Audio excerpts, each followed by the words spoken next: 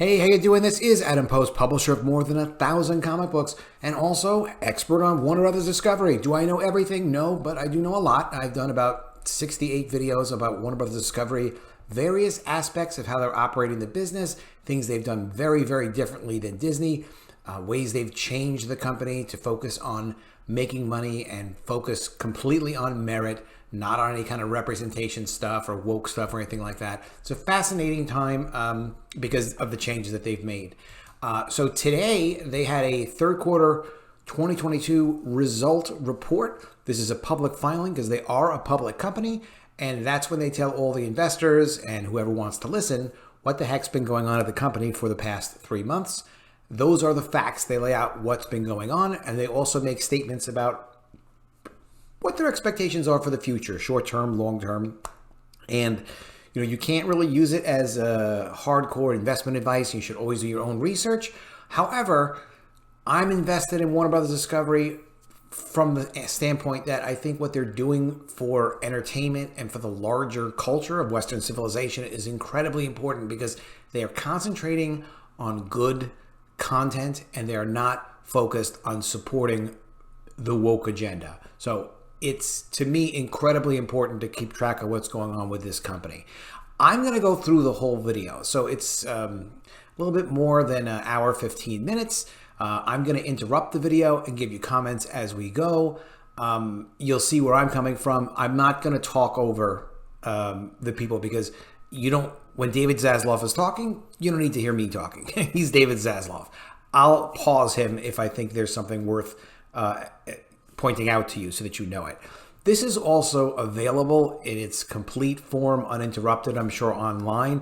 And it's a good idea that if you really want to know what's going on, that you can certainly get my 2 cents, but you can listen to the whole thing for yourself and then kind of decide, what's worthwhile for you. What do you want to listen to? And of course, this is also in writing. You can seek it out in writing. So I'm going to have a little fun while I'm doing this. It won't all be boring. I can promise you that, but it's not, it's a lot of business stuff, and you may want to listen to it in bits and pieces depending on how much time you have. Probably you'll see how long the video is. It's going to be a relatively long video because I'm going to interrupt it and make comments, and then probably do a little bit wrap up at the end, and you'll have the time to check it all out.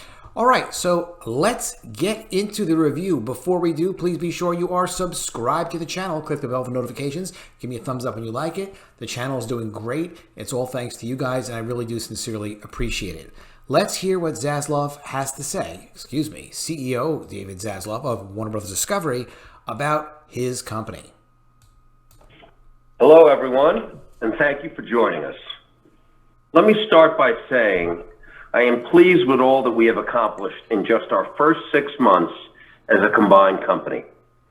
We have had to work through a number of really tough issues, some anticipated, some unexpected. And we continue to make the difficult decisions that we know are necessary to position our company for long-term growth and success. As you would expect with a deal of this magnitude, in a dynamic and changing industry, and amidst a more challenging economic environment, a significant amount of change is required. In fact, we see this as presenting a meaningful opportunity, one that we have seized wholeheartedly. This is an opportunity to look inside each one of our businesses and really determine what's working, what's not working. Is it structured properly? Does it have the right assets, people, and resources to be effective and the best of class in the environment we face today? These comments that he's making, this is very straightforward, direct, solid management advice and solid management direction of them saying, look, we're having some things are working out better than we expected. Some things are worse than expected. But even on the things that are worse than expected, it lets us see what the problems were at Warner Media in terms of managing the company. And you know what? Unfortunately, Warner Media was not being managed well and not being managed well for profit. So it's his opinion, and I've heard him say this in other interviews recently, this other podcast he just did, that even when they find problems, the problems are more opportunities. And it's true. If you're going to go in and clean it up and stay disciplined, when you've got something, it's like, well, why don't we make money doing this? Why are we making that decision? Everything really gets carefully quantified. Everyone is treated fairly based on merit. Every business unit is treated fairly also based on merit. So very encouraging early start. He's really on target. They're really focused. None of this is easy, and nothing happens overnight. That said, we are fully committed and laser focused. I believe we have the strongest hand in the industry in terms of the completeness and quality of our portfolio of assets and IP across sports, news, nonfiction, and entertainment in virtually every region of the globe and in every language. 6 months in, we now have a full, strong, and energized leadership team in place. And we are... That's not funny, and that's not like a throw-off comment of like, we really love the people that we're working with.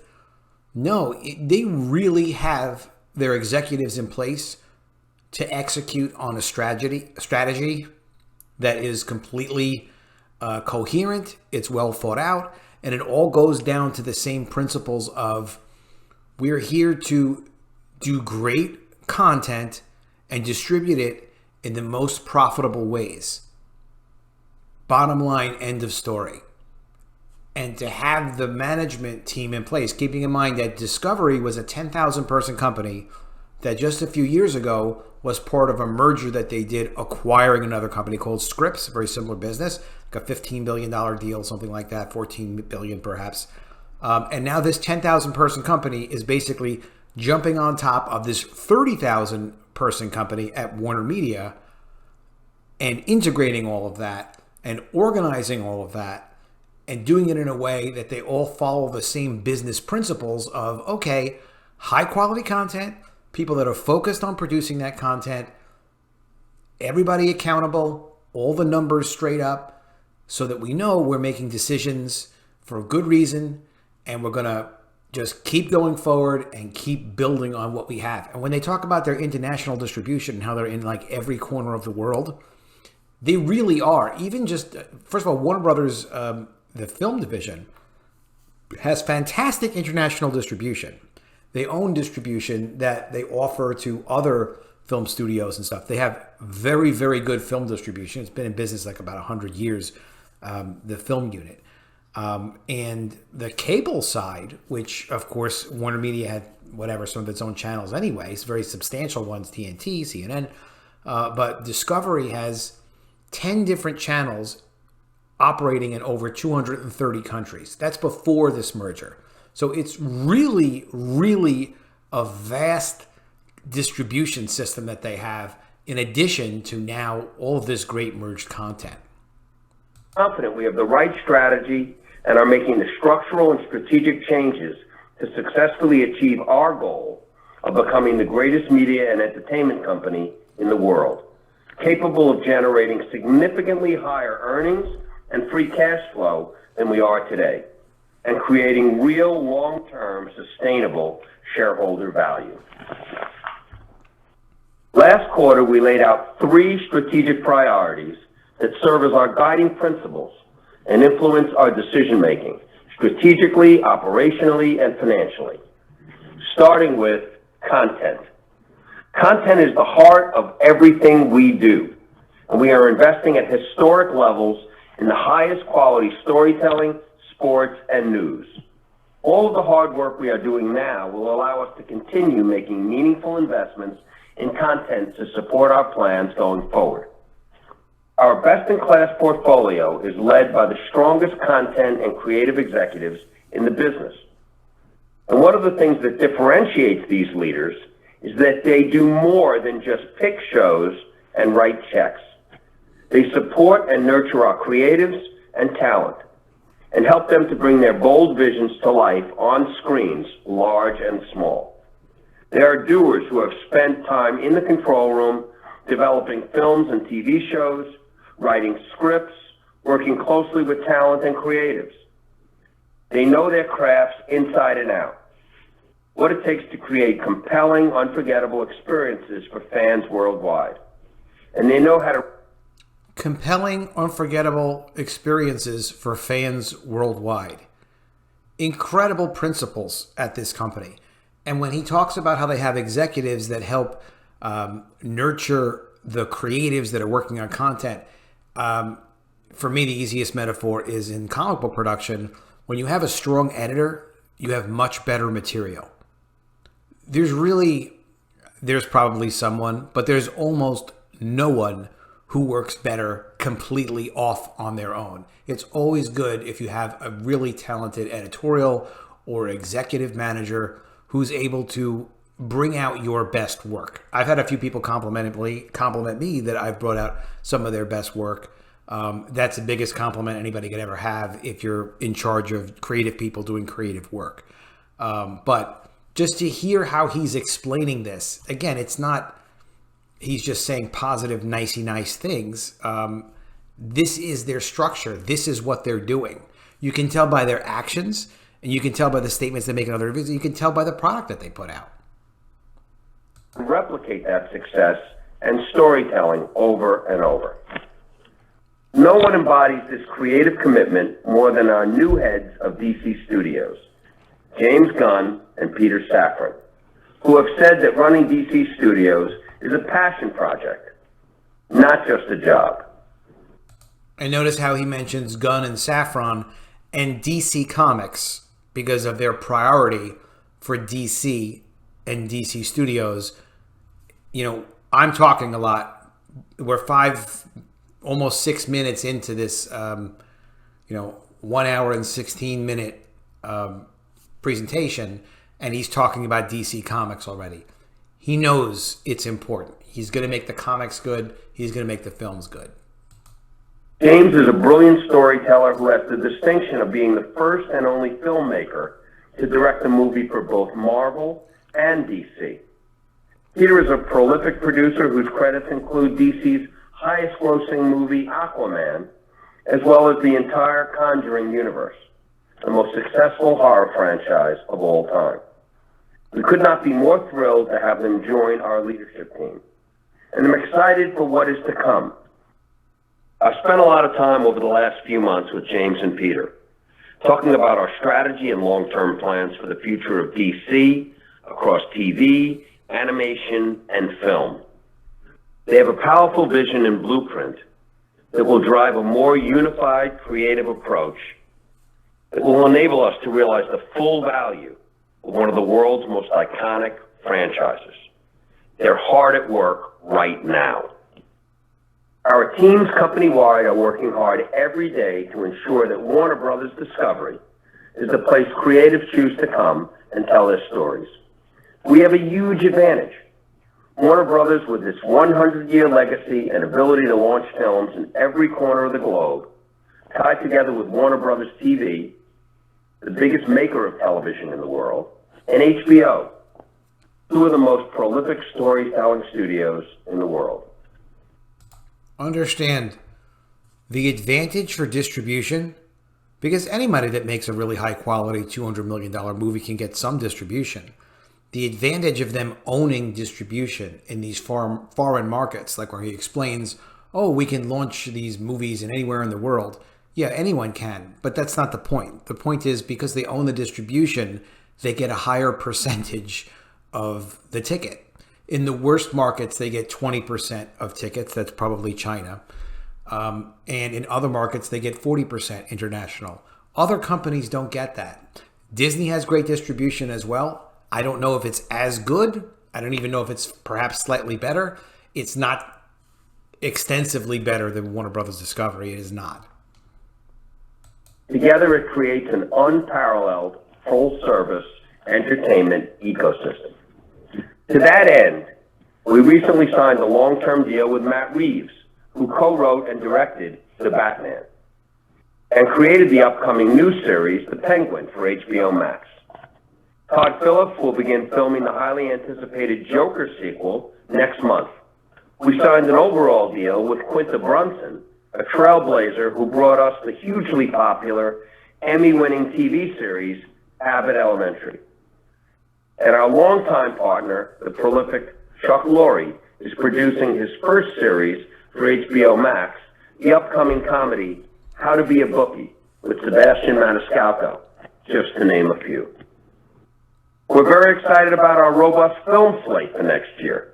We are back in business with a lineup of features that is truly supportive of a distinct theatrical window.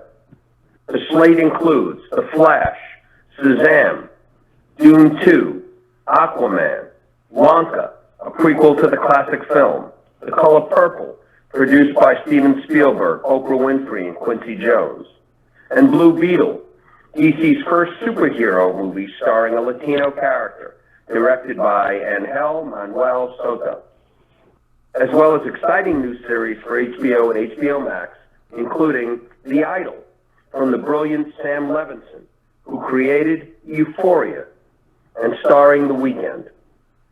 The Last of Us, based on the post-apocalyptic video game, along with new scripted original series for TV, such as Lazarus Project, set to air on TNT next year. We also have projects underway with incredible on-screen talent, including Joaquin Phoenix and Lady Gaga for Joker 2.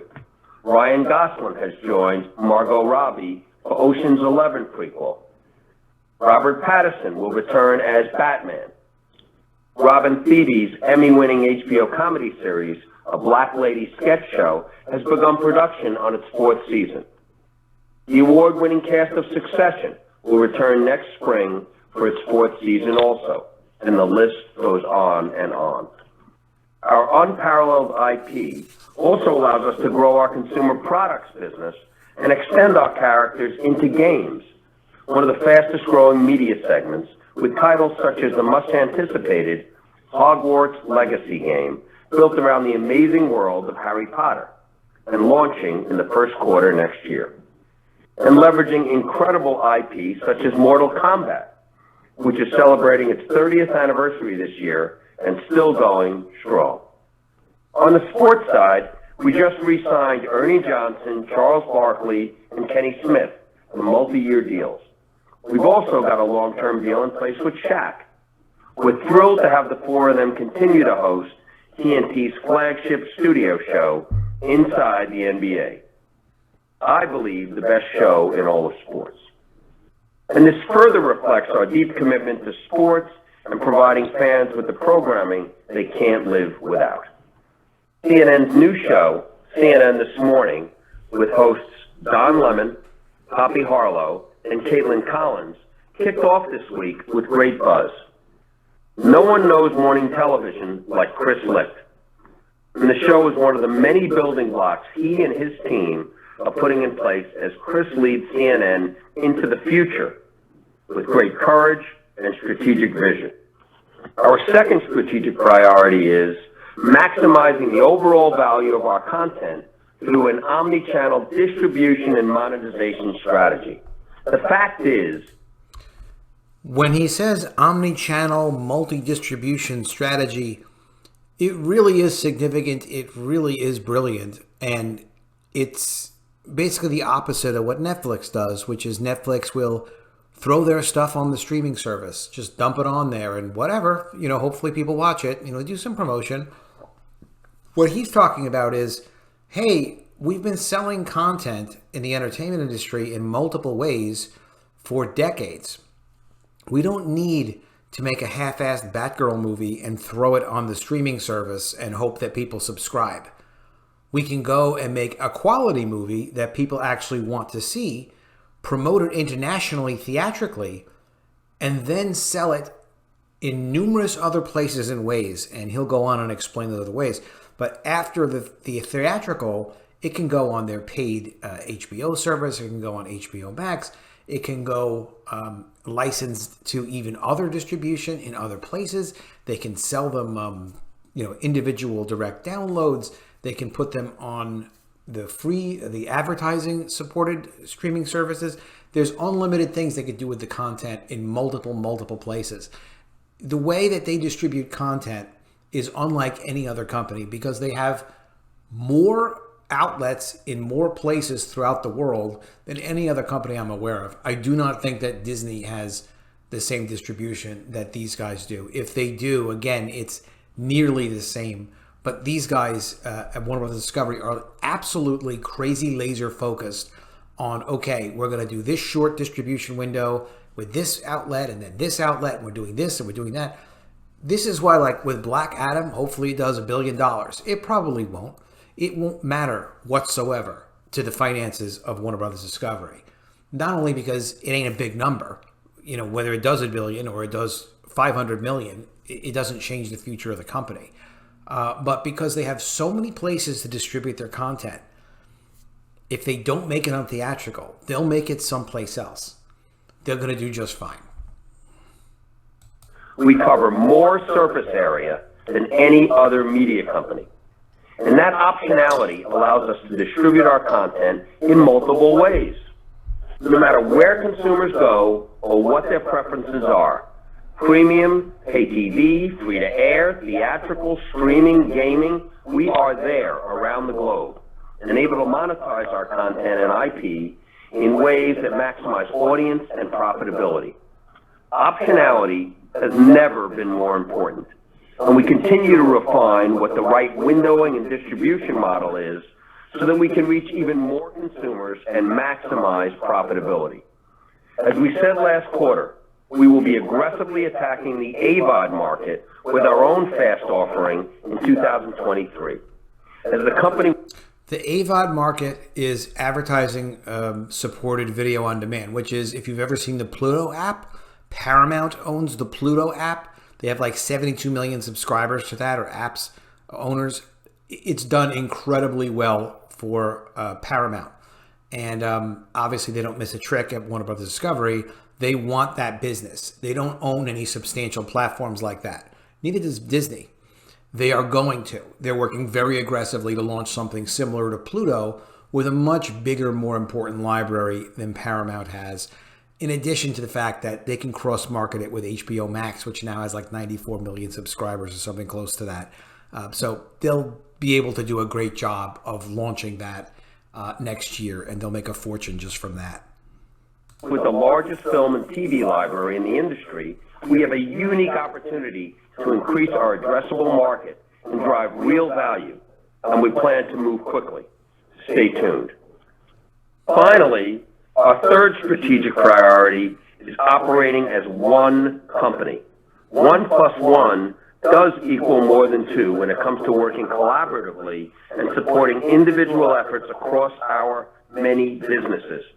In many respects, this is a significant departure from the previous norm.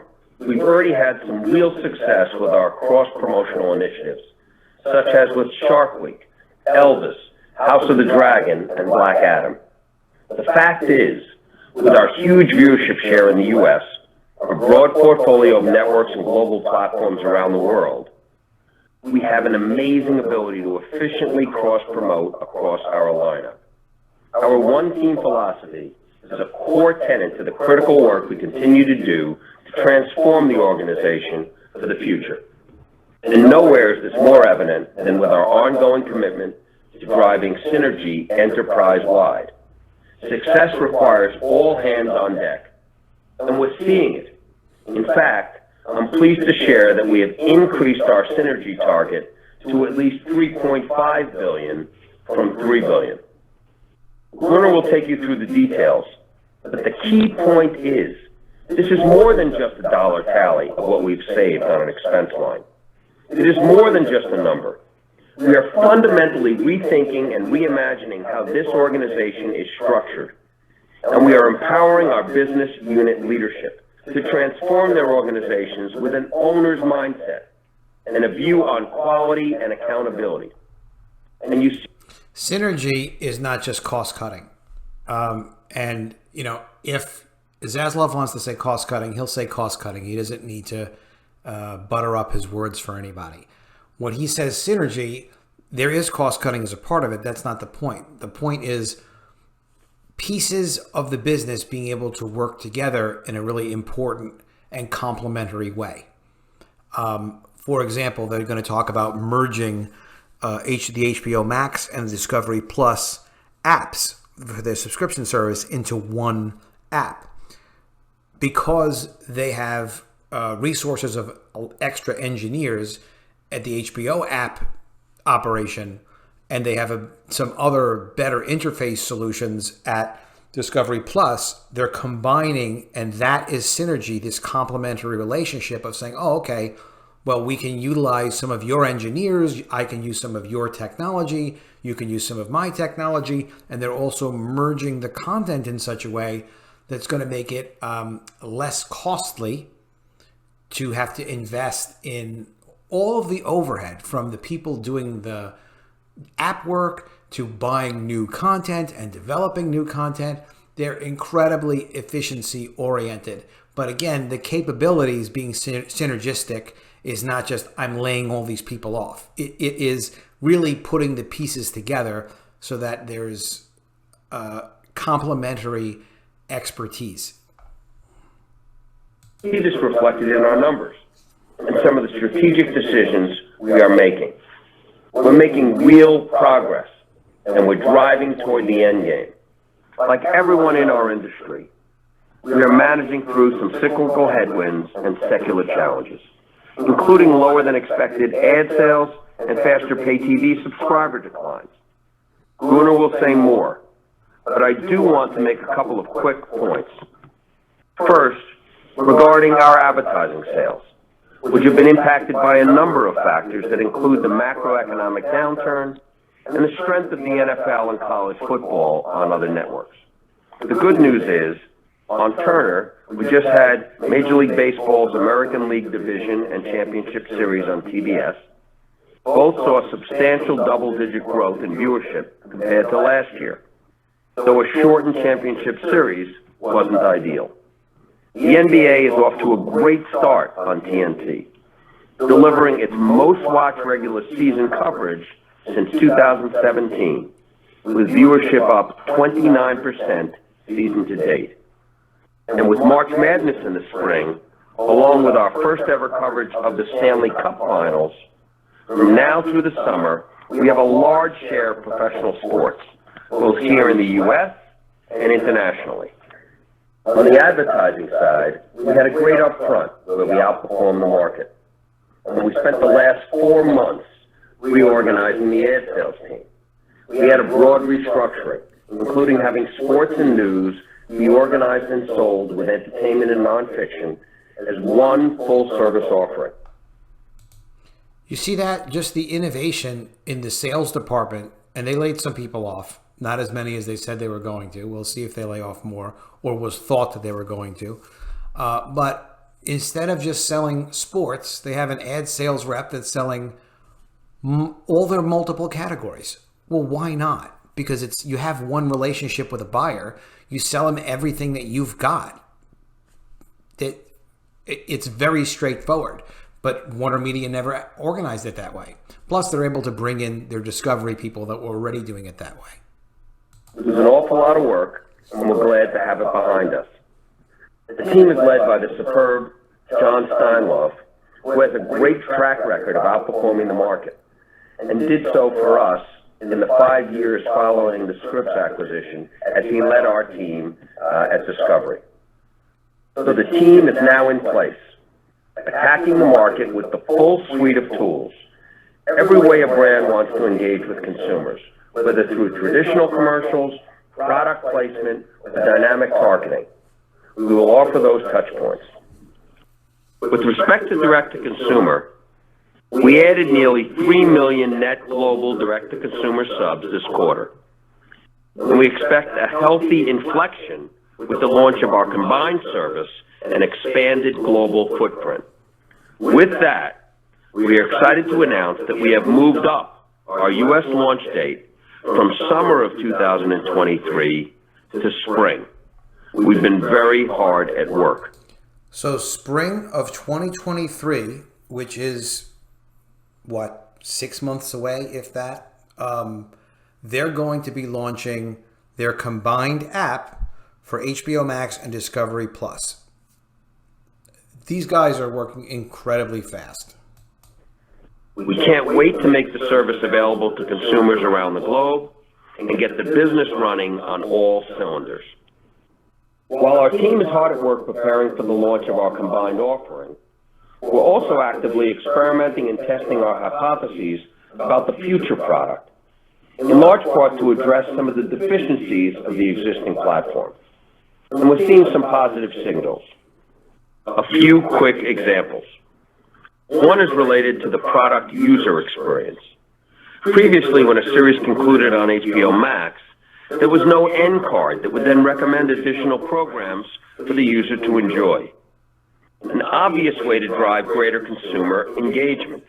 We've started rolling this out and are already seeing very promising engagement uplift. A second example around content. We've begun experimenting with bringing D+ content onto HBO Max, starting with D+ is Discovery Plus. So he's talking about their Discovery shows, putting that on HBO Max, which they're already testing. select Magnolia Network shows such as Fixer Upper, The Castle, which was a top 5 show after only its first few days on the service. These early green shoots bolster our strategic thesis that the two content offerings work well together, and when combined, should drive greater engagement, lower churn, and higher customer lifetime value. Churn is when people drop their subscriptions. And lastly, on churn, we've implemented a number of initiatives to improve customer retention, and these have helped drive our voluntary churn rates to record lows in the last few weeks. We've still got a long way to go, but these early signs are certainly encouraging. As we said, we plan to roll out the new service here in the U.S., followed by Latin America in 2023, then in Europe and APAC thereafter. We see significant opportunity across the globe, and we're excited to resume expanding our distribution in countries where we are currently not represented. As you would expect, we made the strategic decision to hold off on active expansion until our new offering is set to launch. Before I turn it over to Gunnar, I was recently asked if I thought the golden age of content was over, and I said absolutely not. There's nothing more important than content. People are consuming more content than they ever have, but it has to be great content. It's no longer about how much, it's about how good. And ultimately, it is the consumer who tells us what is good. It is the consumer who tells us what is good. No woke junk for this company. And the consumer is telling us right now, with House of the Dragon, Euphoria, Batman, Harry Potter, Friends, Big Bang Theory, you take a look at the portfolio of tentpole assets across Warner Brothers Discovery, and the breadth is large and the opportunity is real. No one has a better or more recognizable hand of content, IP, brands, franchises, and personalities than we do. That said, I believe the grand experiment, chasing subs at any cost, is over. Let's face it, the strategy to collapse all windows, starve linear and theatrical, and spend money with abandon while making a fraction in return, all in the service of growing sub numbers, has ultimately proven, in our view, to be deeply flawed. We believe there is a real opportunity to do things differently, to deliver the content consumers want and will pay for, while getting the full value of our offering. As we said last quarter, our focus is on delivering $1 billion of EBITDA in streaming by 2025. And we expect to make significant progress toward this goal next year. Profitability. $1 billion in EBITDA is basically $1 billion in profit from streaming. Not purely sub count, is our benchmark for success. While we've got lots more work to do and some difficult decisions still ahead, we have total conviction in the opportunity before us. At Warner Brothers Discovery, we've got the best assets in the industry. reach that extends from premium, basic pay TV and free-to-air to theatrical, streaming, consumer products, and gaming, exceptionally talented people across this great company, and the right strategy and financial framework to set us up for long-term success. With that, I'll turn it over to Gunnar, and he'll walk you through the financials for the quarter.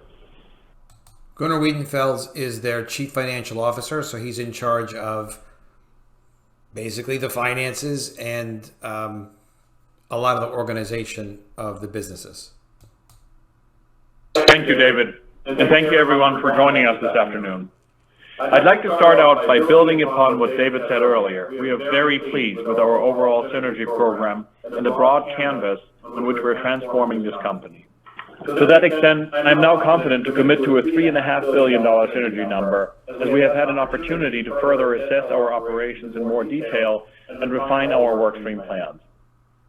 That means we're now adding $500 million of incremental potential beyond the targeted $3 billion. And we are still working on detailing out the financial impact of a list of further initiatives beyond what has already been quantified.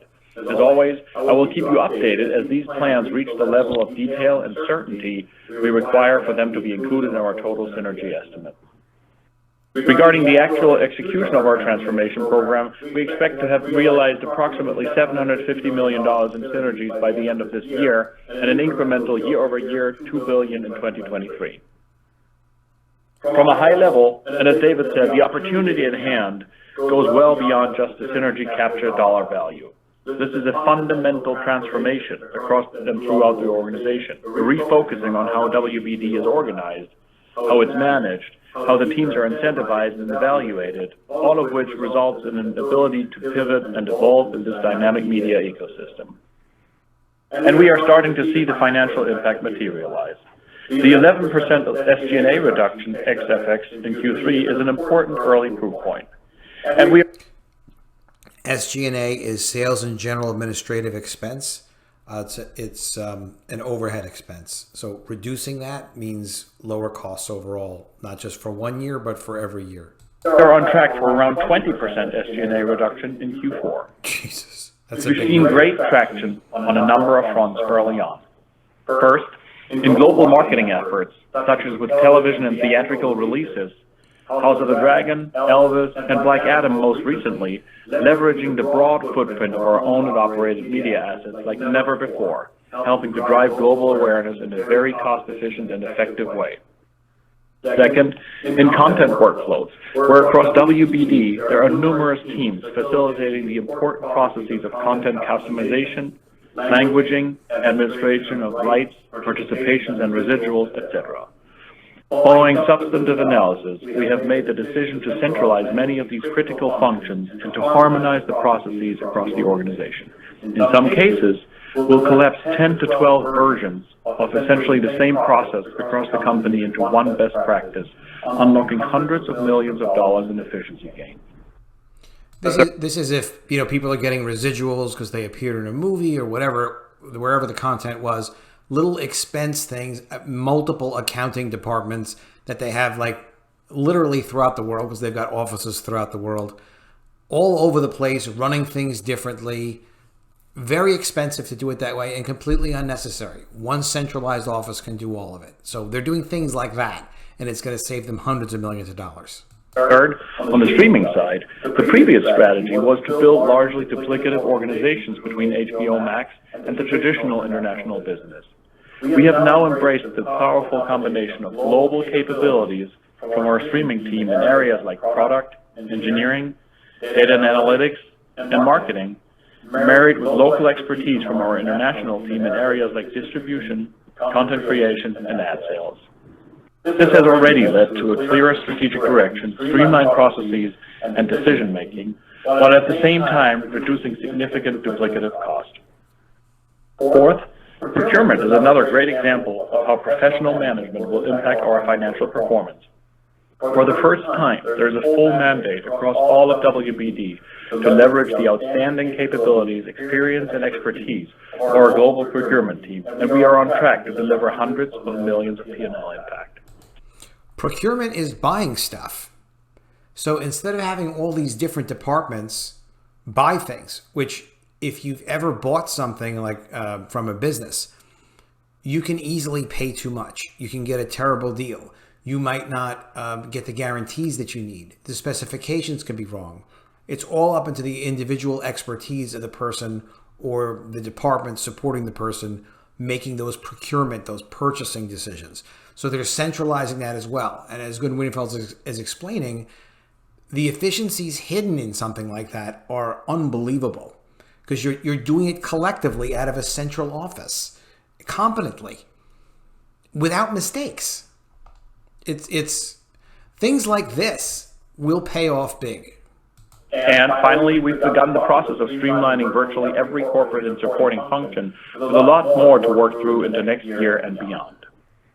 Our focus is on the hard work and the tough decisions in the spirit of repositioning this company operationally and strategically so that in a more constructive market environment, we're better positioned to capture upside revenue opportunities, which, after having restructured our cost base, should result in an amplified impact to our bottom line and in an ultimate earnings power of the company significantly above current levels, with real upside for long-term shareholder value. So it's explaining they're getting organized now while there's a tough economy, and they're taking any savings now while there's a tough economy. But again, these are not one-time savings. This is restructuring stuff really efficiently, like centralizing buying things, like centralizing operations wherever they can, not having duplicate things all over the place. So they cut the costs when times are tough, and they're not going to add them back and make them less efficient when times are good. When times are good, additional advertising revenue will come in. Other stuff will be sold in more places, all the content they produce. They'll make yet more money because they'll be in a better structure. Turning quickly to the results for the quarter. Given we're still in the first year following the closing of our acquisition, I will discuss all P&L elements on a pro forma combined ex-FX basis. Starting with the studio segment. Studio's revenues decreased by 5% due to lower home entertainment revenues as last year benefited from COVID-driven demand, and fewer new releases year-to-date resulted in less theatrical revenues and less titles hitting the home entertainment and Pay 1 window during the quarter. This was partially offset by a 34% increase in other revenue thanks to the reopening of our studio tours. The revenue decline was more than offset by lower content expense for theatrical and TV, as well as lower marketing expenses from fewer theatrical releases, leading to Studio's adjusted EBITDA growth of 43%. Networks revenues decreased 8%. Specifically, advertising revenues decreased 11% globally, primarily given the softening demand amid well-noted global macro headwinds. We have been quite transparent about the risk in the environment since the summer. Obviously, this is something impacting all players across not only the advertising industry but the broader economy, which has more or less continued thus far into the fourth quarter. Worth noting are a few items impacting comparability with Q3 last year, namely the Olympics and the NBA playoff schedule, creating a few hundred basis points of additional headwind in the third quarter. Given the strong value proposition of our platforms and reach, tailwinds in digital advertising solutions from products such as dynamic ad insertion, and continued pricing opportunities, we feel very well positioned and stand ready for when the market environment improves. Distribution revenues declined 2%, primarily due to pay TV subscriber declines in the U.S. and lower affiliate rates in certain European markets, partially offset by higher affiliate rates in the U.S. and premium sports packages in LATAM. Content revenues declined 37% against the prior year comp from sublicensing the Olympics broadcast rights in 2021. Networks adjusted EBITDA decreased 2% as lower content expense, primarily due to the Olympics last year, as well as lower personnel and marketing costs, partially offset the revenue decline. D2C revenues decreased 6%, predominantly due to the expiration of the Amazon wholesale deal, which we have now fully lapped, partially offset by retail gains. Advertising revenues more than doubled during the quarter, driven by subscriber growth on our D2C ad-supported tiers. Cost of revenues increased 22% due to growing programming costs, while SG&A decreased 18% as we continue to take a more measured approach to marketing, as well as better coordinating the utilization of the invaluable promotional firepower of our O&O platforms. Adjusted EBITDA losses were $634 million during the quarter, and we continue to expect that 2022 will be the peak year for adjusted EBITDA losses in the segment, with healthy improvement next year on the back of cost synergy initiatives and positive inflection in revenue trends following the launch of the newly combined product. Turning to consolidated results and free cash flow. Both revenues and adjusted EBITDA decreased 8% during the quarter. And while still down, our year-over-year EBITDA trend saw significant sequential improvements over Q2, and I expect further sequential improvements in Q4 and into 2023. Reported free cash flow was negative $192 million. And let me provide some more detail here. Cash flow from operations decreased nearly $700 million, primarily due to seasonality from the semi-annual cash interest payment on a large portion of the acquisition debt, as well as merger and integration-related costs, which totaled nearly $400 million during the quarter, including payout of retention bonuses to legacy WarnerMedia employees put in place prior to the closing of the transaction. This brings the year-to-date total to approximately $650 million. Furthermore, we reduced the balance outstanding on the securitization facility by $500 million from $5.7 billion to $5.2 billion, which also negatively impacted Q3 free cash flow, managing the program in line with the seasonal cadence of collections and revenue. As previously mentioned, we repaid $2.5 billion of debt during Q3, bringing the total debt repaid since the closing of the transaction to $6 billion. We ended the quarter with $50.4 billion of gross debt and $2.5 billion of cash on hand. Turning to guidance. Now, with 2 months left in the year, we see adjusted EBITDA for 2022 landing towards the middle of our guidance range of $9 to $9.5 billion, or about $9.2 billion. This is notwithstanding the incremental drag from currency and continued and greater than originally anticipated headwinds in the advertising market across much of the globe. It also includes the additional amortization of HBO content we have implemented following the detailed assessment of our content assets. We continue to see reported free cash flow for the year at $3 billion and now see net leverage at the end of the year at approximately 5 times. Building off of this projected baseline and looking to 2023, we continue to target and our teams are working towards $12 billion in adjusted EBITDA. And in a more normal advertising environment, we believe that target should be achievable. That said, the lack of visibility on advertising globally creates a more challenging path towards achieving our target, given advertising is by far the greatest variable impacting our financial performance for 2023. I'd also like to offer a couple of other puts and takes to bridge from this year to 2023. First, synergy will be a healthy tailwind, and we expect $2 billion of incremental EBITDA impact year over year, as I detailed earlier. Second, the first half of 2023 should see an additional tailwind of a couple $100 million from the impact of our course correction measures implemented over the last several months, for example, CNN+. And third, FX trends and overall pay TV trends are naturally outside of our control and difficult to project. We continue to expect our free cash flow conversion rate to be in the 33 to 50% range. In addition to the factors described above, free cash flow will depend on the timing and size of the cash restructuring costs to be realized from 2023, as well as on content and working capital dynamics. To close, I'd like to reiterate that the future and mid to long-term earnings power of this new combined company is as vibrant as ever, and we're decisively taking the necessary steps to enhance our operating structure and emerge as a leaner and stronger global media company, which will position us to take advantage of the eventual market recovery. We continue to focus on and invest in high-quality content and platforms with a flexible approach to monetization to drive growing and sustainable free cash flows, which we believe will ultimately maximize long-term shareholder value. And with that, I'd like to turn it back to the operator, and David, JB, and I will take your questions. Thank you. Ladies and gentlemen, we will now begin the question and answer session. Should you have a question, please press the star followed by the 1 on your touch-tone phone. The questions can be really interesting, but this is their full report. I'm going to continue on with the questions. If you would like to withdraw your request, please press the star followed by the 2. If you're using a speakerphone, please lift the handset before pressing any keys. Our first question comes from Keenan Venkateshwar with Barclays. Your line is open. Thank you.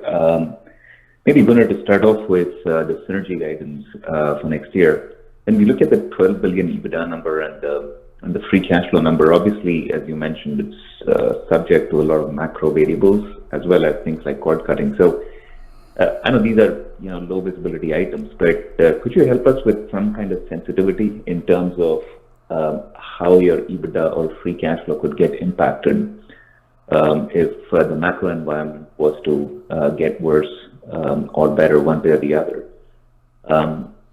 And then, David, from your perspective, when you think about the organization right now, looks like structurally it's mostly in place in terms of org structure as well as the people in different seats. And so as you go into next year and beyond, strategically, as you roll out HBO in a bigger way in the new form in the US as well as around the world, how big of a focus is pricing compared to where we are from an ARPU level right now, and how do you expect that to evolve going forward? Hey, hi, Kanan. Let me start with your first question, and I'll take a bit of a broader perspective here. Let's start by the environment that we're seeing today, because I think that's an important baseline. And as you know, we have been pointing to risks from the macroeconomic environment around us for quite some time, so we're not surprised. But the reality is, as you can see in our numbers, we came at minus 11 for ad sales, which is the lower end of our guidance. And we see those trends continue into the fourth quarter. Now, keep in mind, for us specifically, as we had pointed out last quarter, there were some prior year comp impacts, most importantly from the Olympics, and also obviously we're talking about the network segment separately now, and so there were some positive growth drivers in the D2C segment. If you take that all together, our number would have looked more like mid to high single digits down. But the reality is, as I said, those trends continue into the fourth quarter, and I don't want to give any more specific guidance for next year. That's why I laid out what we have control over, and I'll go through that again. Let's assume the midpoint of our guidance range for 2022, call it 9.2 billion. There will be a couple $100 million of impact on the positive side in the first half of next year as the full effect gets realized of the decisions that we have made in the second half of this year. And then we have full visibility and full conviction of $2 billion of incremental synergy impact, right? So that takes it to the, call it, $11.5 billion range for next year.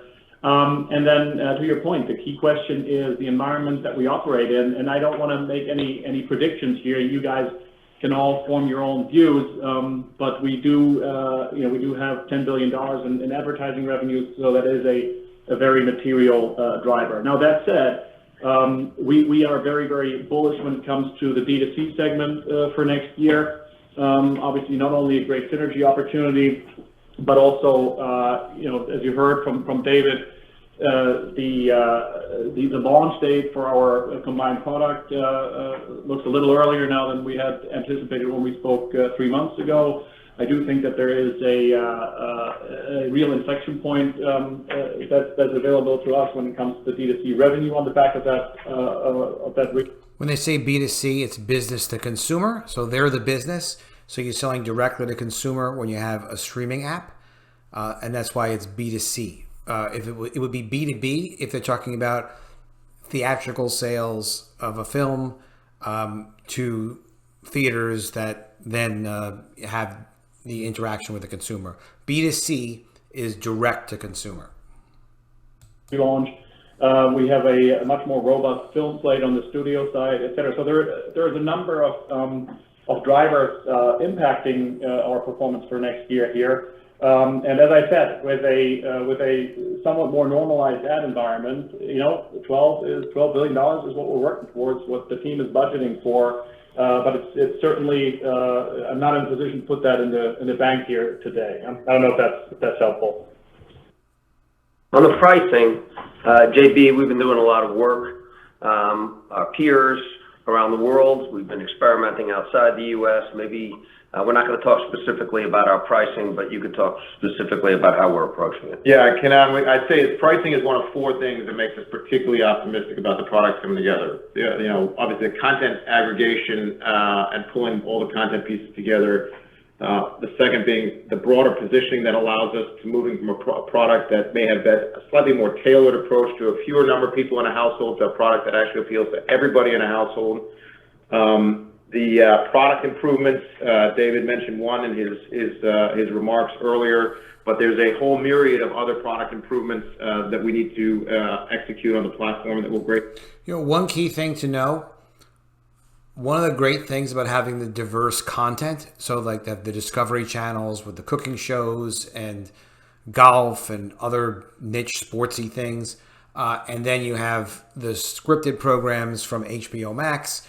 And what they're really looking for is if they have a streaming service that goes into a household, the more different kinds of content that they have, but that people are passionate about, if it's like a 4-person household, a 5 or 6-person household, if those people in the household each like different things, it's much less likely for there to be a high level of churn or for people to drop the service. Because if there's 3 people in the house that all like the combined HBO Max and Discovery Plus app, they are a lot less likely to drop it if all 3 of them like different aspects of it. Like they're really passionate about one major aspect of the app. That's an advantage that they're going to have now, merging these things together, where they're going to have overall a stickier business, less of a churn, less of people dropping off. Enhance engagement and retention. And then pricing, we think, is one of the meaningful ones. 2 data points on that I think are important. Number one is by 2023, HBO Max will not have raised price since its launch. So it'll have been 3 years since pricing has moved, which we think is an opportunity, particularly in this environment.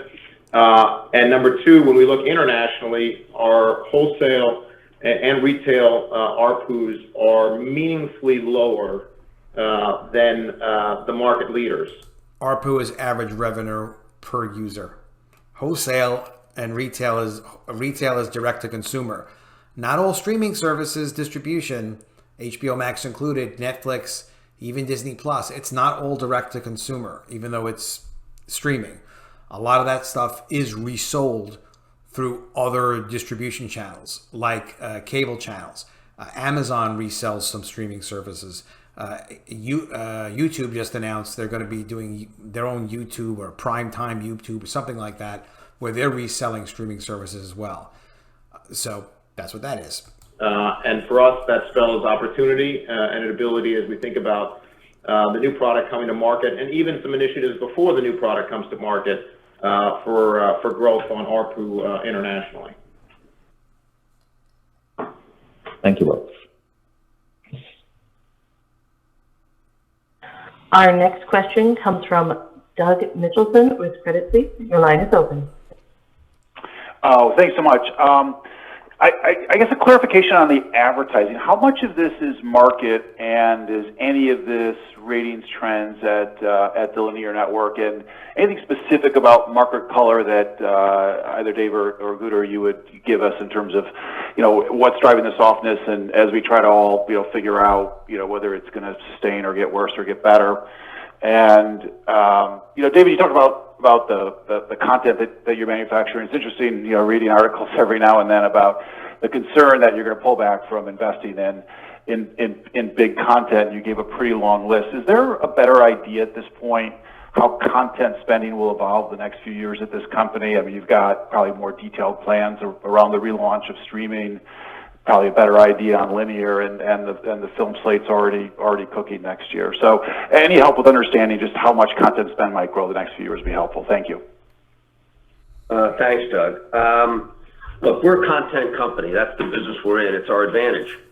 The fact that we have these tentpoles, the strength of HBO right now by people domestically and around the world where we do have HBO in a few markets as being the highest quality, best curated service, as well as the production of content coming out of Warner Brothers. That's really our strength. We intentionally referenced the content coming up, because we're leaning in. We're spending more money this year than we've ever spent historically. And when there's been a lot of view of what's going on and the remix of this company coming together, and it is messy, it's challenging, but it's taken real courage to restructure this company. It hasn't been restructured and reimagined for the future in a decade and a half. And so having this company work as one company and putting it all together, and looking at content across the platform, promoting it across the platform. But as part of that, we had the luxury, because of the spend across each platform, to take a look at how it's working. And so Casey Bloys was able to look at all the content on HBO, and when 37 series went away, he was able to look over the last year and a half, what are people watching and what are they not watching? Where are people spending time? Where are they being nourished? We had the ability to look at across our cable. Notice he always talks about where are the consumers being nourished. That's a Zaslav word. Since the Discovery days, he would talk about we're going to have these brands that really nurture and nourish the consumer. They are not going to produce woke content like Disney is doing. They're going to produce content that fans absolutely love, not that they're told to tolerate and forced to take. When he talked about earlier how it's taking courage to make all these layoffs and courage to change the company, he's not talking about himself. He's talking about his great managers, a lot of which stayed from Warner Media. But when he went to Channing Dungerley and told her, listen, we need to cut 25% of your employees, of the positions here. You need to come back to me with an attack plan. That's his terms.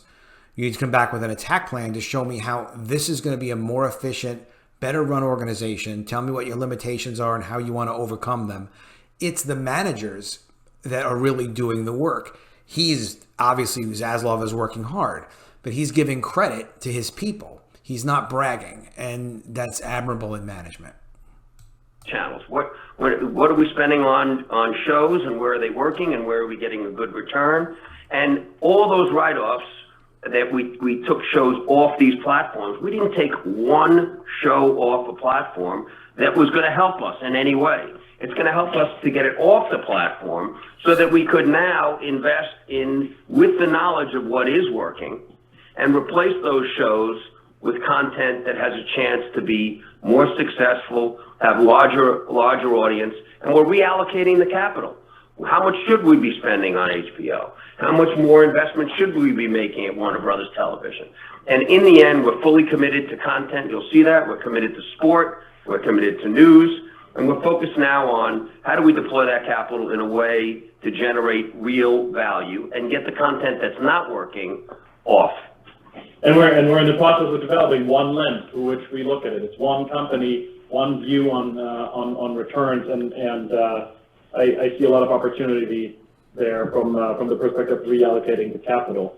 Doug, on the advertising market, look, the truth is delivery obviously across the ecosystem is down. But that said, we've been able to grow advertising in a meaningful way with exactly that level of delivery. So my view is this is first and foremost a market issue. Now, as I said, the sports schedule did have an impact and put us at a little bit of a disadvantage in the quarter. For the fourth quarter as well, there's some additional tailwind in local, which obviously, as you know, we're less well positioned to participate in.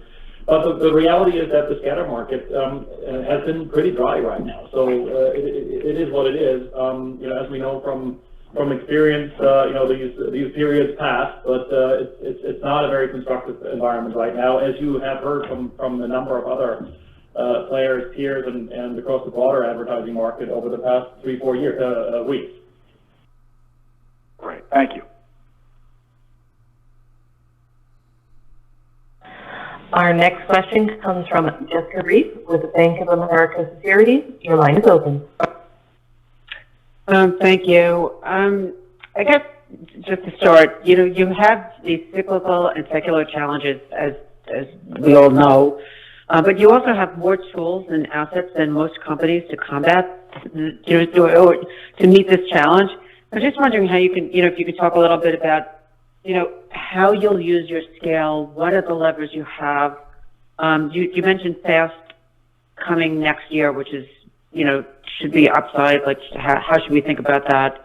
How do you think? Again, when she's saying FAST coming next year, she's talking about free advertising supported. So that is like the Pluto app. If you know what the Pluto is, they put content, a select amount of content, not all their content, on an app, and then you get to watch it for free, but you have to sit through ads, which I've used, and it's fine. It's really not a lot of ads, and Paramount is killing it with that, with a much weaker library than what these guys have. About potentially asset sales. And then a second question, I guess more for JB, or if you address some of the challenges and opportunities in launching the combined service, like how are you thinking about TAM? What are you thinking of the mix of AVOD versus SVOD? I mean, with Discovery Plus, we saw that the ARPU was higher on the ad-line product. So it's any color you can give us on how you're thinking about that. Thanks, Jessica. Just quickly on FAST. We have HBO Max, and we'll relaunch that product in the spring as a premium product and as an ad-light product, and we'll begin to roll that out globally. As JB said, we've begun to experiment with moving some of the Discovery Plus content in there. We also have a platform that is really deficient right now. And so, we're holding on and we're growing. The fact that we were able to grow almost 3 million subs outside the U.S. Without a lot of promotion and with a platform that's not that great, we really think is encouraging as we begin to look at rolling out more broadly. But we also see FAST as a real opportunity for us, and I think it's unique for us. We have the largest TV and motion picture library, and so there's content that belongs on HBO Max when that product launches, whatever it's called, as well as the AVOD service. But we could see now what are people consuming on those platforms. There's also a huge amount of content that's not even on that platform that's sitting with us that hasn't been put to monetize in the marketplace. They have so much content, it's completely ridiculous. Discovery has been making and collecting content that, quote, works, end quote, in 230 different countries for years and years and years. But beyond that, Warner Media had tons and tons and tons of content. This opportunity with this FAST app, Google Pluto and Paramount, you could read articles in Hollywood Reporter, and then there are going to be some other industry publications that talk about it, which are very interesting. The potential for this FAST app thing is enormous. And they're not talking about it. I don't know if they're going to do this or not. I'm sure they're considering it. But because Paramount is still working to build their streaming service, their proprietary streaming service, and they also have the Pluto app. I don't know how much cross-marketing they do between the two of them. If it's possible, Warner Bros. Discovery will do that with this relaunched HBO Max Discovery Plus app, where they'll use the free app to promote that paid app, and they'll use the paid app as hey, you can also check out the free app. No one on the planet who subscribes to this new revised HBO Max combined Discovery Plus app is going to get the free Pluto type app and be like, oh, I don't need Discovery Plus. I don't need my HBO Max subscription anymore. It's a brilliant, brilliant upsell. And again, as per usual, they have incredible distribution that's unmatchable by having this HBO Max Discovery Plus combined app. So Netflix has finally figured out, oh yeah, we have to have an advertising supported version. Netflix is a million years behind this company, even though it's a bigger company than, no question, than Discovery, Warner Brothers Discovery. I don't think it's going to always stay that way. I'm very confident about this company because everything that they say is just so freaking common sense, and they're using everything they have to leverage unique situations. It's going to be very interesting to see. If you hear them say, you know what, we're going to launch our FAST app. It's a Pluto type app. And we figured out how to promote it alongside at the same time and cross promote with the HBO Max revised app. If they do that, it's going to make a ton of money. an absurd ton of money. Some of that we will sell, which we've talked about, and we've started to sell. Some of it will sell non-exclusively, some of it, but we have the ability on the fast side to build a service without buying content. Most of the players in that space are out buying content and then looking to sell that content and create a VIG effectively, where they get a return on that content based on what they spent on it.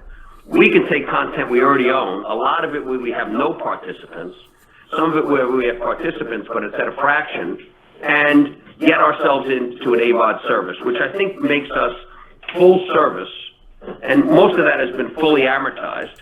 AVOD is the same as FAST, basically. It's advertising video on demand, so it's advertising supported.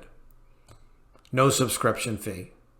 Or almost all has been fully amortized. And it gives us effectively a full service, which you'll see as we come into the end of 23, which is a premium service that we're driving globally with no ads, an ad light service, which will have a robust and attractive advertising opportunity, where even in a difficult market, we're getting very good pricing. And then finally, there's always a huge number of people that do not want to pay, and we'll be able to have them spending time with us, we think, with an economic model that's much advantage versus our peers. And then as we learn more, we can move the content through that ecosystem. And that's actually, I think that's, in terms of scale, Jessica, that's one of the most exciting points, the way we're now able to look at content decision-making with people, providing a perspective from the various business units, providing data, and the ability to make these decisions on a group level in the best interest of Warner Brothers Discovery, as opposed to optimizing individual business units.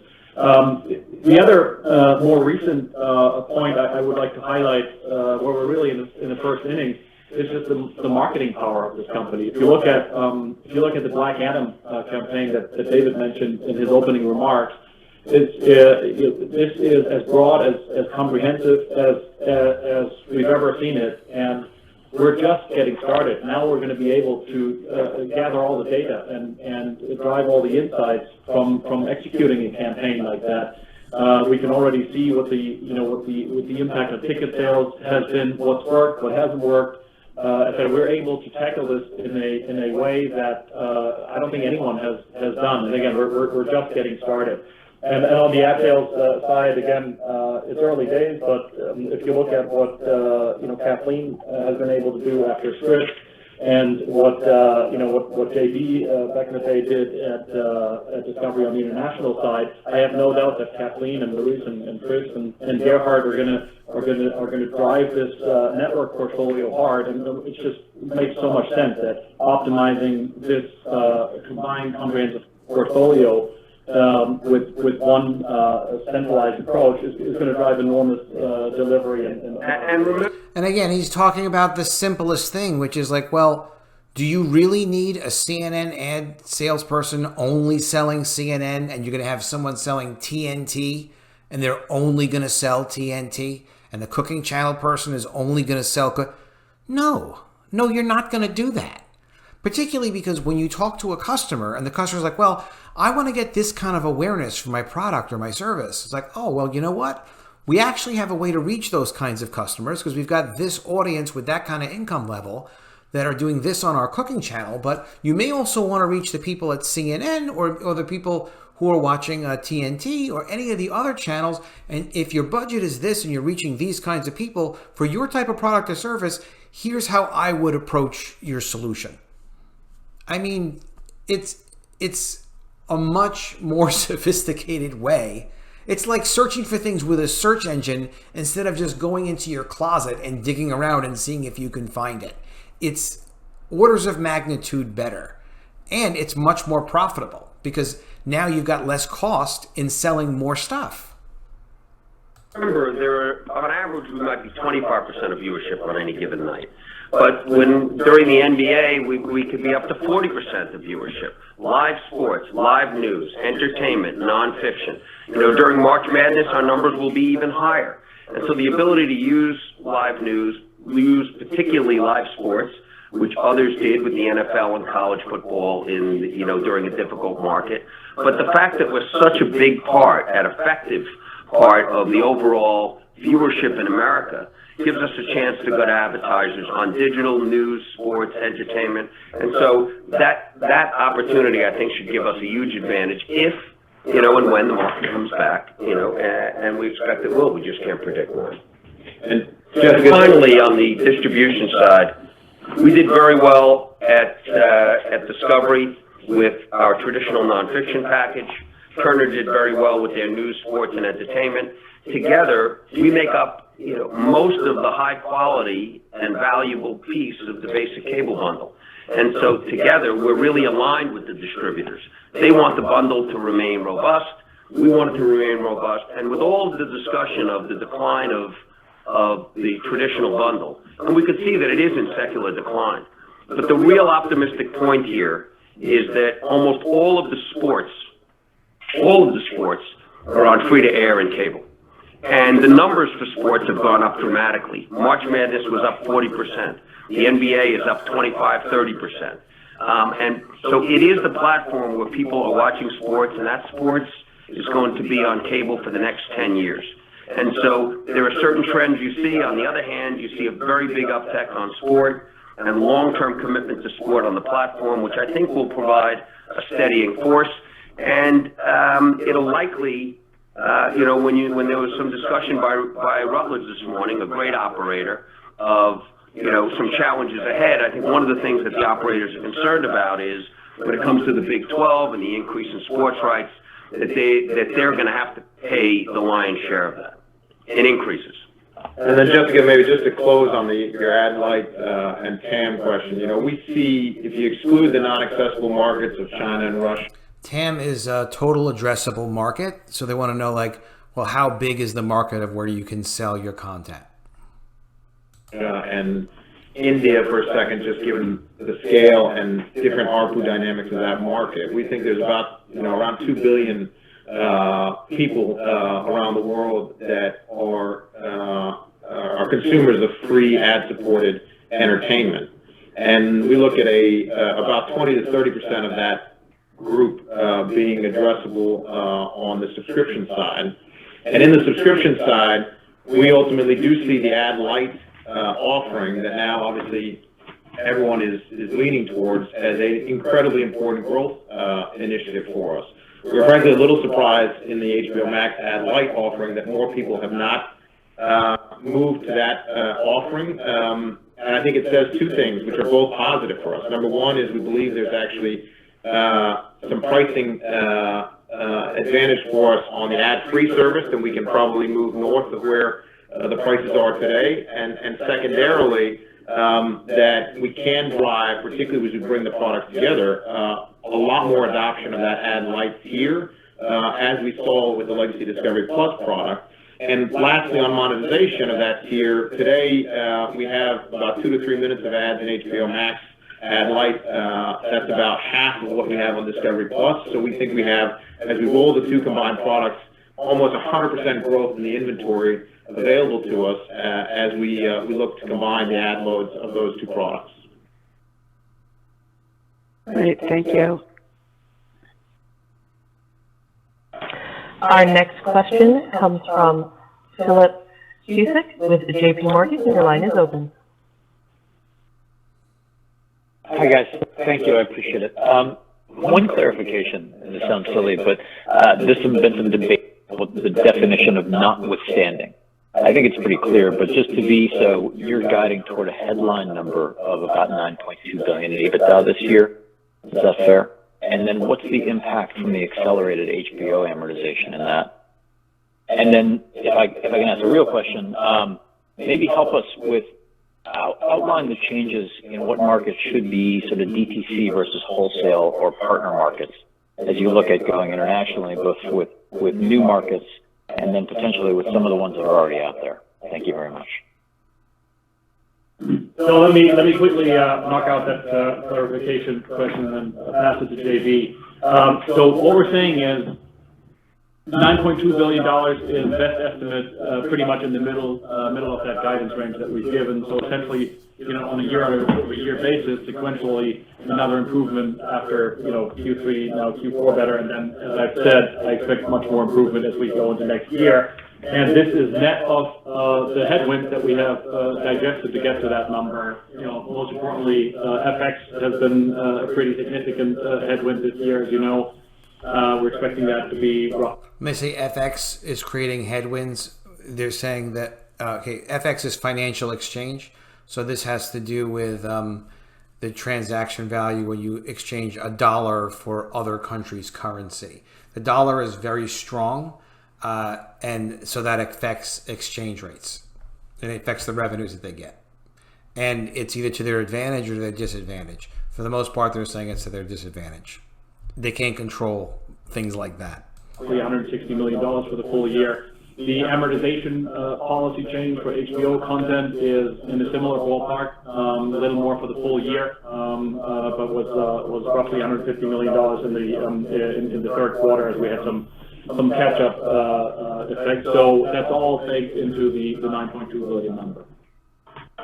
And on the international wholesale and partnerships angle, obviously the rollout we laid out in August assumed essentially a rollout of the new product over the next 2 years in the existing HBO Max markets, other than a handful of additional ones that we talked about launching in Europe in 2024. Next year, it's really focused on U.S. LATAM, which are all existing HBO Max markets. And so there is no incremental launches in that number. It's a U.S. LATAM, meaning LATAM is Latin America, so U.S. and Latin America.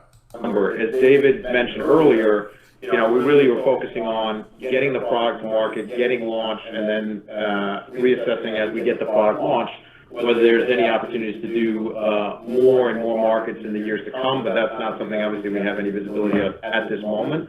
Lastly, on the partnership side, we do view, as we have in the legacy Discovery side, that there are a number of different partnership opportunities, and in fact, in the last few months, as we've been out in the market talking to partners, a long list of partners eager to engage on conversations about how they can help us accelerate the rollout of the future product as we come to market across all the markets we're coming into. So we're excited to work with the existing partners and some new partners to figure out if there's ways to accelerate the rollout and essentially lessen our marketing costs and stack through those kind of partnerships that we've done historically.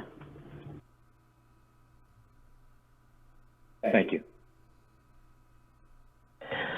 Our next question comes from Stephen Cahill with Wells Fargo. Your line is open. Thank you. Maybe first to kind of pick up on Doug's question on content and ask it a slightly different way. David, between the content write-down and a lot of the changes to personnel you've made, I'm just wondering how you could characterize the content strategy now. It seems like it was a little bit broken under Warner Media before, and when you think about what content is going to look like in the future, I was just wondering if you could kind of say how it's going to be different under Warner Brothers Discovery than what it is under Warner Media. And then, Gunnar, maybe just to follow up on the free cash flow impact from the synergy, when we talk about the incremental synergy guidance, I know that next year there's probably a cash headwind from cost to achieve. So in 2023 specifically, is the increased synergy guidance going to be helpful to free cash flow? Is it going to be neutral to free cash flow? Could it be a drag on free cash flow? We'd just love to understand how we think about the free cash flow dynamic for 2023. Thank you. A couple of things. One, we're going to have a real focus on franchises. We haven't had a Superman movie in 13 years. We haven't done a Harry Potter movie in 15 years. What are the DC movies and the Harry Potter movies provided a lot of the profits of Warner Brothers Motion Pictures over the last 25 years. So focus on the franchise. What are the big advantages that we have? House of the Dragon is an example of that. Game of Thrones, taking advantage of Sex and the City. Lord of the Rings, we still have the right to do Lord of the Rings movies. What are the movies that have brands that are understood and loved everywhere in the world? Outside the U.S., most in the aggregate, Europe, Latin America, Asia, about 40% of the theaters that we have here in the U.S. And there's local content. And so when you have a franchise movie, you can often make 2 to 3 times the amount of money you make in the U.S. because you get a slot. And a focus on the big movies that are loved, that are tentpole, that people are going to leave home, leave early from dinner to go to see. And we have a lot of them: Batman, Superman, Aquaman. If we can do something with J.K. on Harry Potter going forward, Lord of the Rings. What are we doing with Game of Thrones? What are we doing with a lot of the big franchises that we have? We're focused on franchises. 2, we've learned what doesn't work. And this is what doesn't work for us based on everything that we've seen, and we've looked at it hard. 1 is direct-to-streaming movies. So spending $1 billion or collapsing a motion picture window into a streaming service, the movies that we launch in the theater do significantly better, and launching a 2-hour or an hour and 40-minute movie direct-to-streaming has done almost nothing for HBO Max in terms of viewership, retention, or love of the service. The other is the entire library, or almost the entire library, shouldn't be on HBO Max and paid for by HBO Max. We have an extraordinary library. Friends, Big Bang Theory, 2.5 Men. There's 15 or 20 series that are loved and used and are nourishing the audience on a regular basis. But then there's a huge number of series and movies that aren't being used at all. And so the ability to see over the last year and a half what's happened to that entire library of motion picture and movies, and to see that if none of it's being used, why aren't we putting it on an AVOD where it will be used? We've looked at what people are watching on Pluto and on Tubi. It's very different. They're loving Rawhide and Bonanza. They're not watching that. They're not watching old series like Dynasty on Max. And so there is a platform where people have an expectation and what they want to watch, and we've been able to get a real a vision into what people are consuming, and ultimately that gives us a roadmap. So what library is really advantageous to us, and a lot of that stuff we might keep on there, but we don't need it to be exclusive. It could also be on AVOD. We could sell it to someone else because no one's subscribing or staying on a particular on one of our services because it's there. So I think what we're really trying to understand is what has worked on the platform and what hasn't. And then based on that, we'll determine how to operate going forward. And Steve, obviously one of the big drivers for free cash flow as well is the relationship between content, cash investments, and amortization. But just to go through a couple of the puts and takes, as you read in our release, $650 million year-to-date charges related to the merger. Some of that cost to achieve. There's going to be a little more in the fourth quarter. And so against that baseline, next year is going to be a little higher, but it's not, very significantly higher. We are going to see a little bit of a closing of the gap between content amort and content cash as amortization steps up. I do believe there is significant flow through from the synergies. Again, $2 billion year over year, assuming the tax rate against that, and flow the rest through. And then, two more points to point out. One is, if you think about the Warner Media as a very siloed business unit, driven setup, pre-combination with Discovery, I believe there's enormous potential on the CapEx, working capital side. Those are all things we can manage much differently. That's going to take a little longer, but we're going to start chipping away at it. And then the last point I want to just be transparent about, on a year-over-year basis. One of the drags on free cash flow in the third quarter was the fact that we paid about $700 million of interest for merger-related debt for a bond that's on a semi-annual cycle. So you will get another half-a-year impact of that for 2023 as well. So those are the things I think we can call out right now, and that's why I reiterated that 1/3 to 50% of EBITDA flow through guidance for free cash flow. One last point on content.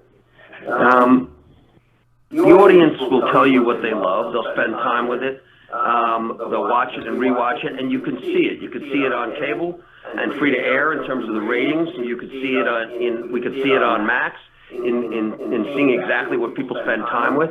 And we look at it, and we look at it hard. If we have a scripted show that's $7.5 million and it's getting a 0.03, then that tells us that, some has been written that we're not committed to scripted on TNT. We're very committed to scripted, but we want to measure what people are watching and what they're not. If a repeat of 2.5 Men or Big Bang does 3 times the rating of a brand new show that was spending another season that we greenlit of a show that's costing us $7.5 million, we're going to cancel that show, and we're going to try and get another scripted series that has a chance to really deliver and delight and engage an audience. But we are being deliberate about measuring how are the shows doing. As I said, let me be very clear. We did not get rid of any show that is helping us. And we got rid of those shows so that we could focus on producing new content that will, and using everything we learned on each platform to make new choices. It's a business of failure, but we'd rather take that money and spend it again and have a chance of having a show that will engage and delight on either our traditional platforms or our subscription platforms.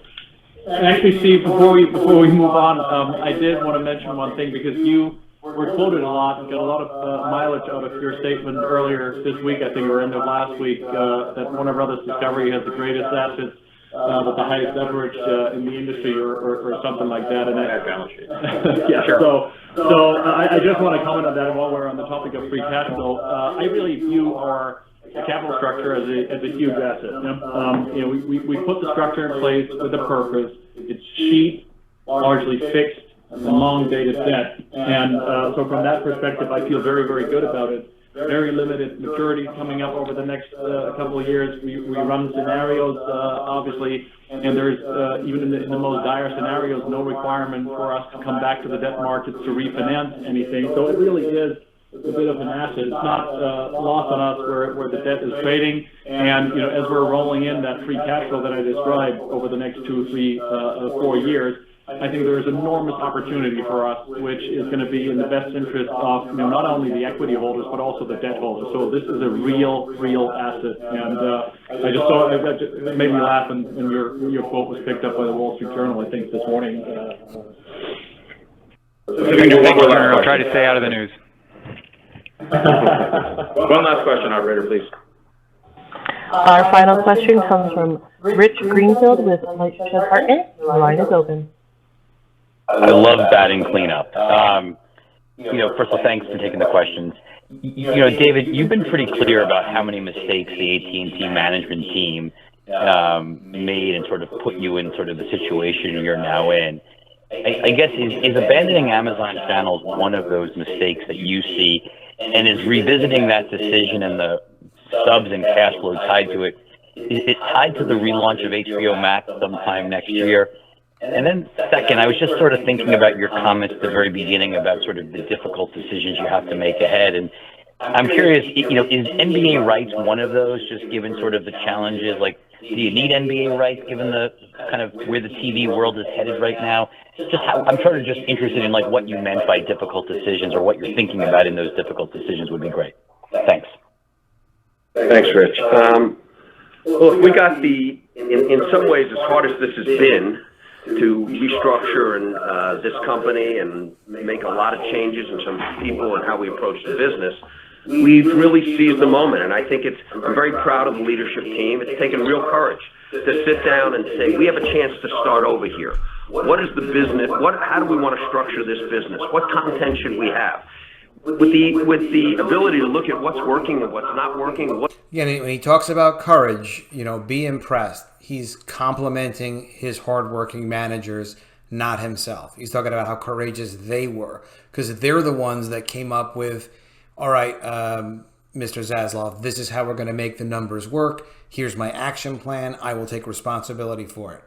And they deserve all the compliments for it, because it's very hard work. And a lot of these, again, were Warner Media people. They weren't all just Discovery people coming in, running all over the Warner Media people. What do we need to be a successful business for the future? As if it was a family business. We took our wallet out put it on the table and said, what do we want to spend our money on in order to have our best chance of succeeding? Casey did it. Channing did it. Mike and Pam did it. Chris has done it. And now we have a vision for what we believe is going to make this company strong and the most effective media company to take advantage of our diverse assets. We're not going to be right about everything.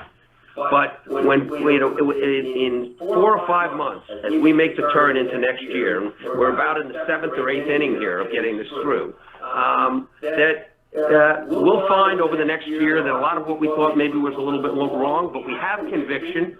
We have a clear vision for the future and where we're going and what we want to do. And we have the courage over the last 7 months, and as you see this through of what's going to, people are looking at it and it looks like, look who's leaving here. They got rid of this show. They're not doing this. It's almost like a mural, on the side of a building. And you see a lot of stuff falling down, and it's messy and it's challenging and it's difficult. It's difficult seeing people leave.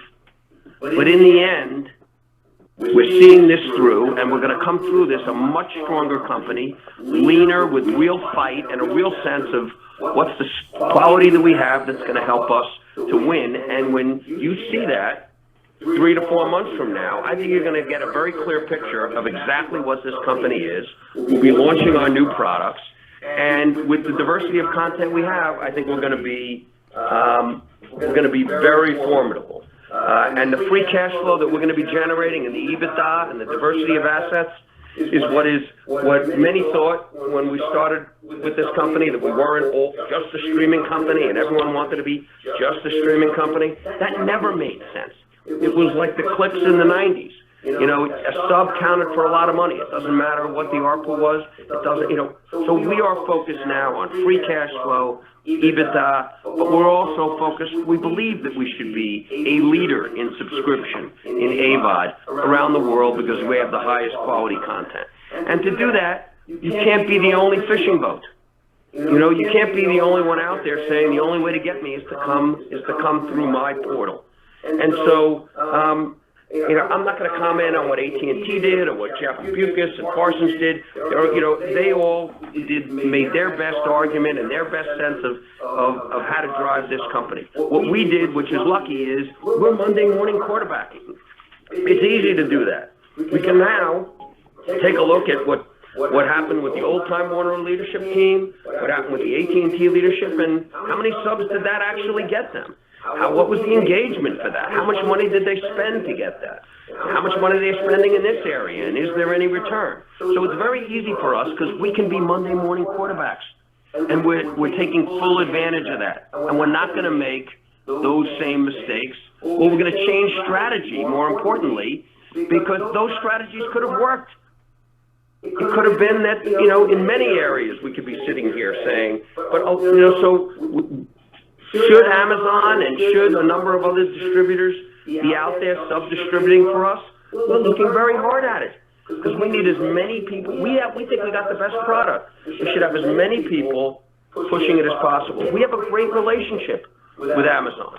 There was a deal that we did with a leader in sport in the UK with our BT Eurosport venture. And in the Champions League, we did a deal where we got 90%. We had 100% of it. In the renewal, we got 93% of it, and Amazon got 7%. For that 7%, we produce the content for them. We get paid a fee. We promote to them. We get a fee. We work together effectively. I was up with Andy Jassy 2 weeks ago at his house. Amazon is formidable. There's a lot that we've been doing together that has been helpful to us. They're buyers of our content. Before, we weren't selling any content to them. Now we're selling content to them. We wouldn't sell everything to them. But they're an important company. They have a broad reach. And there are a number of other companies that also do. And so when we look at ourselves and saying we have the highest quality content, we got a series of products, and we have a huge number of libraries, how do we monetize those to build assets for ourselves and also to build cash flow off of the value of something that we have that almost no one else has? Massive TV and motion picture libraries with leading IP and the biggest maker of content in the world. And we have chosen the path of selling new content and library to Amazon, but we'll be selective about what we do to each. On the point of NBA, we have NBA for the next 3 years. And we have been very successful with Adam Silver. You know, to the credit of the whole leadership team at TNT over the last couple of years, NBA Live is a fantastic show. It's the leading show in the NBA. Ratings are up almost 30% inside the NBA, and our ratings on the games themselves are higher than the competitors in the marketplace. We also have Bleacher Report. We have House of Highlights when we're promoting the NBA across all of our platforms. And, you know, when Adam thinks about the future, he thinks about it the same way that I do. He doesn't love none of us love the idea that the only way to watch these games is on cable. There should be an opportunity, because there's a lot of people under 25 that aren't having access to it. The good news is many of them are now tuning into TNT. That's a goodie for us. But it's not lost on Adam that we have a platform that reaches almost 100 million homes. And that we're going to be launching that new platform, and it's going to be a very, you know, the technology and the overall usability of the platform is strong. We got over 30 million people watching House of the Dragon and watching Euphoria. We're global. We're the leader in sports in Europe. We're one of the leaders in sports in Latin America. And so none of that is lost on Adam. We're having a lot of discussions with him. We love the NBA, but we're going to be disciplined. In the end, if there's an NBA deal, it's going to be a deal that's very attractive for us and very attractive for Adam. But we have a lot of tools in that. We have a lot of sports assets that no one else has. We got a global sports business that nobody else has.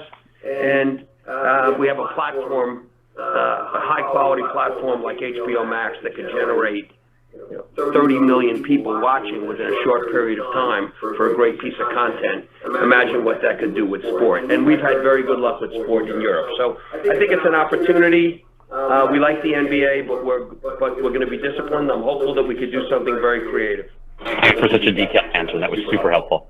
Ladies and gentlemen, that concludes the conference call for today. Thank you for participating, and we ask that you disconnect your line. Well, a fantastic call. Great answers. You can hear how passionate David Zaslav is. His other guys as well are really focused. They really know the answers to their questions. They're very strategic and measured about what they're doing. I'm really impressed with this company. I think it's the best entertainment executive team I've heard. I think it's the best ones out there. I think their focus, you hear it again and again. We've got to nourish the fans. The customers will decide what's good. We look at the numbers. If people are watching it, then we're going to say that we're going to support it. If people are not watching something, we're not going to support it. And he compliments his management teams that he's working very hard. They're willing to work hard. And again, they're not just his handpicked friends from Discovery. He's taking Warner Media people who were not working at the level they needed to be working at because the top leadership wasn't as strong as the Zaslav crew is, and he's setting them loose to have success, and they're supporting them, and they're good. They really are good. They're supporting him, and they're doing a good job. So I'm very impressed with Warner Brothers Discovery. Their debt is north of $50 billion. I'm not quite sure exactly what the debt number is. It sounds like they didn't pay down additional debt this quarter. Gunnar Wiedenfeld explained they had to pay $700 million in debt in the third quarter on just an interest payment. That's a pretty big interest payment. So they're still working on it. There'll be more details, I'm sure, on it. Of course, there'll be another report in 3 months. The biggest update that I heard that really got my attention was two things. One, their focus on the combined streaming app for spring. Originally, it was going to be the summer. A few months ago, they said it was going to be the summer of 2023. They're going to have the combined app, which was very aggressive because it's not easy to serve 94 million customers with your apps and have everything just work. And there's a million things, obviously, that goes into producing something like that. But now they're going so fast as to get that going in the spring. That's very impressive. And additionally, their realization that, oh my God, we have all of this content. No one is signing up for a paid HBO Max subscription to get access to Dynasty. But it doesn't mean that they won't watch old shows like Dynasty. But that's even more appropriate to be on the FAST service, free advertising supported television service like Pluto. That Pluto service could potentially be, I don't know how big.